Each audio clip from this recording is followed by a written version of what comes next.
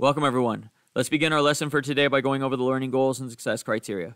First, what are we learning? We're learning how to recognize the various ways that a function can be represented, how to find function values of functions, how to use function notation to find points on a graph, how to manipulate the context of a function to find solutions to fit another context, how to apply functions and their various representations to real-world applications, how to examine functions and compare their function values and behaviors in given intervals, how to recognize the characteristics of periodic functions and recognize them as repetitive intervals, how to perform mathematical operations on functions to determine their function values, how to perform algebraic operations on functions to determine their function values, how to use sign charts to determine the positivity and negativity of functions, how to find the products and quotients of functions, how to find the function values when performing a composition of functions, and how to recognize patterns in geometric figures as being functions. How are we learning it? Through the reasoning with representations of functions test assignment. When can we use this information? To practice examining problems from all angles and examine the various ways to solve the problem, to find solutions to any kind of math problem, to examine how previous experiences and previous solutions can help lead to positive outcomes for current issues, to recognize repeated patterns in daily tasks and their common solutions, to plan for changes in your electricity bill once a new rate takes effect, and to examine financial statements for businesses to determine times of profit and times of debt. How do you know you learned it? By getting a score of 4 on the reasoning with representations of functions test assignment.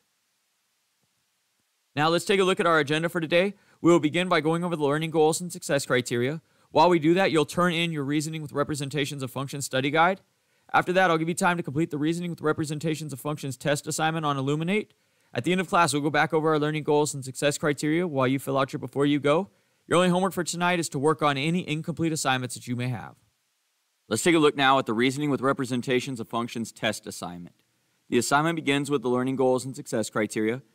If we scroll down, there's a link here to take you to the Illuminate test. Go ahead and click on that link, and it should take you to a page that looks like this. Let's talk now about how to log into Illuminate so that we can take our assessments. So when you click on the link to go to your Illuminate, it should take you to a page that looks like this, and it should already have the access code already there. So the only thing you need to enter in is your student login. Now your student login is your full student ID. So we're going to go ahead and enter that in. So we enter in our full student ID and click Next. It's going to pop up to a page that looks like this. It should have your name right here and your student ID here. It should tell you what test you're taking right here. If everything looks right, you're going to go ahead and click Confirm. From there, it should take you to a page that looks like this. You should have the title here. It should have your name up here in the top right corner. It tells you when the test closes and how many questions are on the test. You'll go ahead and click Begin Test. That will allow you to begin your test and complete the questions. Once you're done, make sure you go back to Google Classroom and submit your work.